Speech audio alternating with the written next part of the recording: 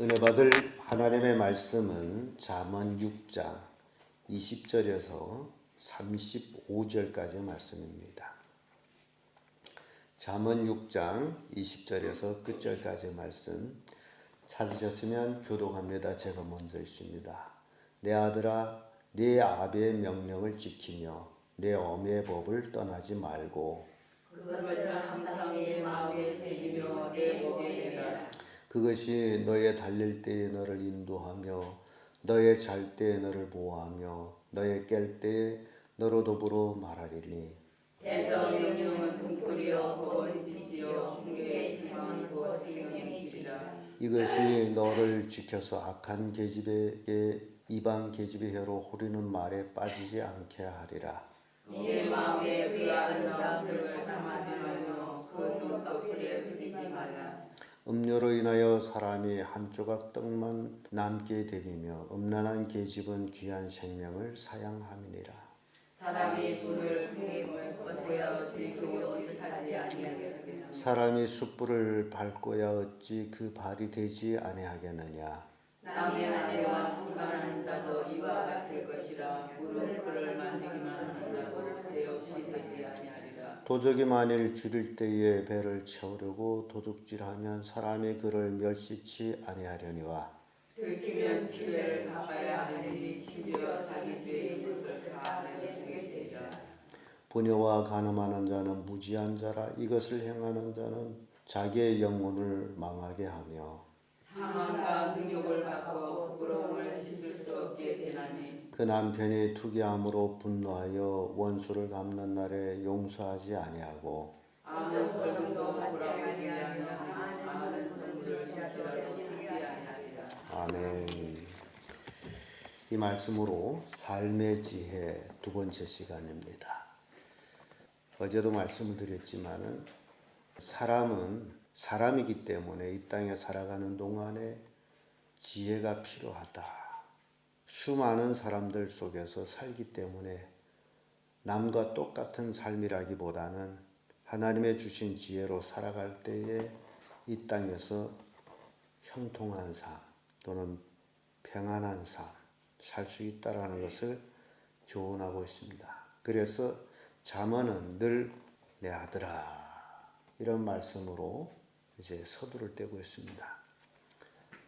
얼마나 자식을 사랑하는 부모의 입장을 생각해 볼 때에 내 아들아, 우리는 예수 그리스도를 믿음으로 하나님의 자녀가 됐습니다. 그러므로 하나님께서도 우리들에게 말씀을 주실 때 내 아들아 이렇게 말씀하고 있다라는 겁니다. 그래서 이 땅에 살아가는 성도들이라면 하나님의 말씀을 듣는 것으로 끝나는 게 아니고 성경은 우리에게 들으라고만 가르쳐 주는 게 아니고 그 들은 말씀대로 살라고 교훈하고 있다는 사실입니다. 그런데 하나님은 우리 눈에 보이지 아니하고 만져지지 아니하고 그 음성이 들려지지 아니하므로 많은 사람들이 하나님을 믿는다 하면서도 하나님을 무시하고 있습니다. 오늘날 우리 그리스도인들이 하나님을 무시하는 그 무시의 행위가 말씀을 듣고도 못 들은 척 듣고도 행하지 아니하고 하라는 데도 하지 아니하고 하지 말라는 데도 하는 이 모든 행위들은 하나님을 무시하는 행위입니다. 하나님을 가까이 하지 아니하고 하나님을 예배하지 아니하는 이 모든 행위도 하나님을 무시하는 행위입니다. 정말 내 속에 하나님이 거하시다면 정말 내가 하나님을 경외한다면 하나님의 말씀을 무시할 수가 없고 내 아들아 라고 할 때 아버지 내가 여기에 있습니다. 말씀하셔요. 듣겠습니다. 라는 자세가 우리에게 필요하다는 겁니다. 그래서 말씀을 듣고 그대로 사는 자는 지혜를 얻어서 이 땅에서 잘 되거니와 그러나 말씀을 듣지 아니하고 거부하고 자기 멋대로 자기 마음대로 살아가는 사람들은 이 땅에서 잘 되지 못하는 결과를 보여주고 있다는 겁니다. 그래서 이 지혜라는 것이 굉장히 중요해요. 내 손에 지금 뭘 가지고 있다 해서 대단한 게 아니에요. 오늘날 수많은 사람들이 착각하는 것이 그겁니다. 자기가 능력이 있어서 뭘 얻었다라고 생각하면서 자기 마음대로 하려고 하는 것. 그것이 미련한 행위라는 겁니다. 이 세상 모든 것을 내가 가질 수 있다 할지라도 내가 가지지 못하는 것이 한 가지 있습니다. 그것이 뭐냐? 우리 기식하는, 코로 숨을 쉬는 그 숨이에요. 숨이 내 것이 아니에요. 내가 주관하지를 못해요. 세상 모든 것은 가졌다 할지라도 그것만은 내가 주관할 수가 없어요. 그래서 언제 어떻게 내가 죽을는지 아무도 몰라요. 내 숨을 장악하고 계시는 분이 계십니다. 그분이 누구예요? 하나님은 죽이기도 하고 살리기도 하고 복을 주기도 하고 저주하기도 하고 모든 권한은 하나님께 있어요. 그래서 순간 잘됐다 해서 교만하거나 하나님 멀리하는 것보다 어리석은 자는 없다라는 겁니다. 그래서 우리는 하나님의 말씀을 들어야 되고 읽어야 되고 그 말씀에 가르친 교훈을 우리는 지켜야 된다는 겁니다. 왜냐하면 나는 하나님이 아니기 때문에. 우리는 에덴 동산을 이제 잊어서는 안 됩니다. 에덴 동산, 기쁨의 동산, 거기에 아담 하와가 사셨어요. 에덴 동산에서는 아담보다 더 큰 이가 없습니다. 그들은 최초의 왕이에요. 그렇기 때문에 마귀가 와서 그들을 좌우지하지 않았어요. 유혹을 했어요. 그래서 그 유혹을 받고 선악을 알게 하는 나무의 실과를 먹고 나서 누가 먹지 말라고 했습니까? 하나님이에요. 실은 아담 하와는 그 선악과 나무를 볼 때마다 우리 위에는 왕이 되신 누가 계시다? 하나님이 계시다. 그래서 에덴 동산에서부터 우리에게 보여주는 교훈은 하나님과 마귀의 차이를 보여주고 있습니다. 하나님은 권능의 하나님이시기 때문에 아담에게 먹지 말라, 먹는 날에는 정령 죽으리라고 말씀했지만은 마귀는 와서 그렇게 명령적이 아니고 유혹하는 얘기를 하는 거예요. 그게 다른 점을 보여주고 있는 겁니다. 그래서 아담 하와는 자기 위에 하나님이 되시고 모든 왕 중의 왕이신 누가 계시다? 하나님이 계시다. 그래서 선악을 알게 하는 나무의 열매를 볼 때마다 그걸 기억하는 거예요. 이게 우리에게 주는 교훈입니다. 우리가 이 땅에서 왕이 됐다 할지라도 내 위에는 누가 계시다? 하나님이 계시다. 내가 이 땅에서 돈을 잘 벌어서 부자가 됐다 할지라도 내 위엔 누가 계시다? 하나님이 계시다. 그러므로 왕에 앉아 있든지 부자가 되어 있든지 하나님께서 물질 얻는 능을 주셨고 권력을 얻게 하셨다면 하나님을 위해서 살아야 되는 것이 인간이에요. 그게 지혜예요. 그런데 그걸 망각하게 되면 결국 죽음을 초래하게 되는 것을 성경을 통해서 우리에게 보여줍니다. 그래서 우리는 지혜를 얻어야 됩니다. 지혜롭게 삶을 살기 위해서는 첫째, 아버지의 명령을 지키는 것이다 라는 겁니다. 22절에서 24절까지의 말씀이죠. 22절의 말씀 보면 그것이 너의 달릴 때에 너를 인도하며 너의 잘 때에 너를 보호하며 너의 깰 때에 너로 더불어 말하리니. 우리는 육신을 입었기 때문에 피곤하여 자야 됩니다. 그리고 살아가기 위해서는 아침 일찍 일어나서 또 일을 해야 됩니다. 이게 인생이에요. 그런데 아버지가 아들에게 명령을 주는 것을 내 아들아, 내 아비의 명령을 지키며 내 엄의 법을 떠나지 말고 그것을 항상 내 마음에 새기며 내 목에 매라. 하나님의 말씀을 항상 우리 목에 매라 그 얘기예요. 그래서 유대인들은 그 말씀을 늘 가까이 하기 위해서 이마에다 매고 손목에 매고 그렇게 살았습니다. 그래서 늘 말씀에 키스를 했어요. 뿐만 아니라 문설주에도 말씀을 매달아 가지고 문을 들락날락 할 때마다 그 말씀에 입을 맞췄어요. 이게 유대인들의 삶이에요. 그러니까 유대인들은 그렇게 하지 못하기 때문에 그들이 삶 속에 그걸 적용해서 문설주에 말씀을 붙여놓고 손목에 말씀 매고 이마에 말씀을 매고 그렇게 그들은 살았어요. 그렇게 말씀을 귀중하게 여겼던 유대인들의 모습을 봅니다. 지금도 그래요. 그런데 소위 예수 그리스도를 믿고 구원받아 하나님의 자녀가 됐다라고 하는 오늘날 그리스도인들이 유대인들이 발뒤축도 지금 못 따라가고 있다라는 것이 문제라는 겁니다. 말씀, 명령 개의치 않습니다. 모든 것을 자기 나름대로 살아가요. 이것이 현실의 그리스도인들에게 가장 치명적인 문제예요. 그런데 22절에 뭐죠? 그 명령과 엄의 법을 지켰더니 어떻게 됩니까? 그것이 너의 달릴 때에 너를 인도하며 인생길에 하나님의 말씀이 우리를 인도해야 된다는 거죠.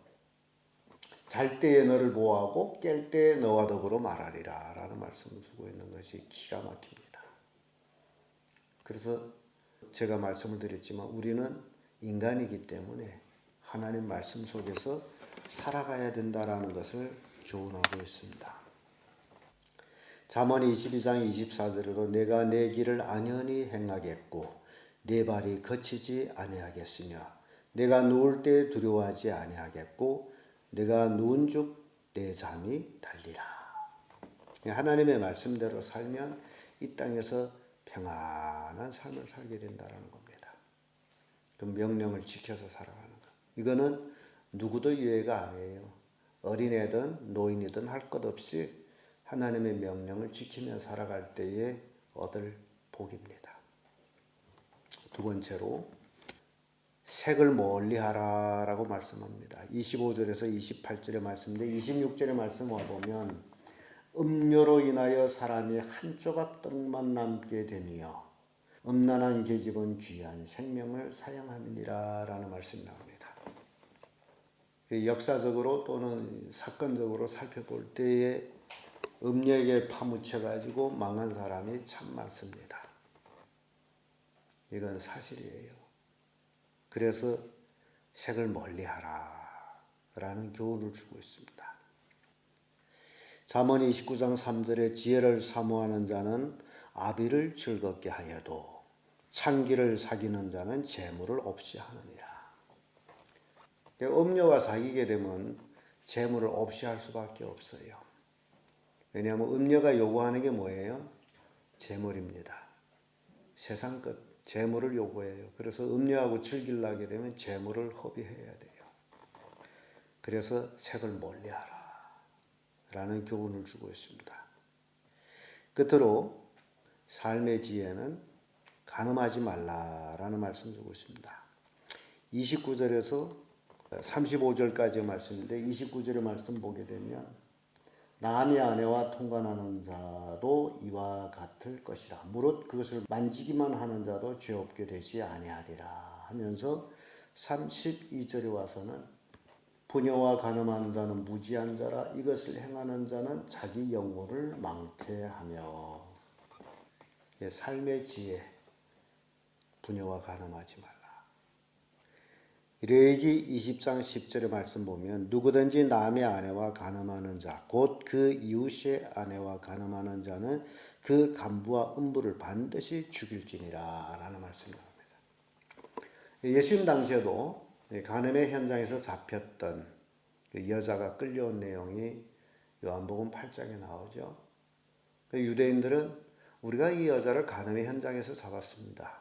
율법에서는 이런 자를 돌로 치라 했는데 당신은 어떻게 하겠습니까? 라는 질문이 나와요. 예수님 그 당시에까지도 간음하는 자를 잡았으면 동네 밖에 끌고 나가서 온 동네 사람들이 어린이로부터 시작해서 노인에 이르기까지 할 것 없이 모든 사람은 돌을 들어서 치게 돼 있어요. 그건 악이기 때문에 쳐 죽여라는 거죠. 그러므로 그런 일들이 발생할 때에 그들이 맞아 죽는 모습을 보면서 치는 사람들은 나는 저러지 말아야지라는 그런 교육적인 교훈을 주기 때문에 그렇게 한 거예요. 그러니까 이스라엘 나라는 그것을 철저하게 지켜왔으므로 그런 법이 율법적인 법일지라도 그들은 삶 속에 적용을 했습니다. 그런데 요즘 세월에는 이것이 죄로 여기지 아니하는 그런 세월이 돼버렸어요. 그래서 마지막 시대라는 것을 보여주고 있습니다. 소돔 고모라를 얘기할 때 바로 그래요. 음란으로 타락한 소돔 고모라. 근데 소돔 고모라가 뭘로 심판을 받았습니까? 유황불로 심판을 태워버렸죠. 악이기 때문에. 그래서 오늘 이 마지막 이 시대에 예수님께서도 인자가 올 때 소돔 고모라 성과 또는 노아 홍수 때와 같다라고 말씀을 주고 있습니다. 그런 모습 볼 때 지금 이 시대가 참으로 마지막 시대라는 것을 우리에게 교훈하고 있어요. 고린도전서 10장 8절에 너희 중에 어떤 이들은 간음하다가 하루에 23,000명이 죽었나니 우리는 저희와 같이 간음하지 말자.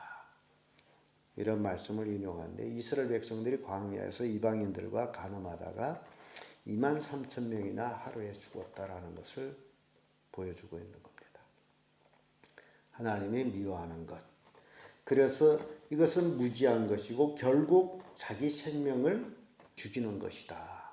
그리고 그 수치를 영원히 씻지 못한다라는 말씀 주고 있습니다. 그래서 우리는 하나님의 말씀대로 살아갈 때에 우리의 삶이 거룩하고 우리의 삶이 하나님께 영광이 되는 삶이 되어야 된다. 그래서 잠언의 저자는 내 아들아 하면서 교훈을 주고 있습니다.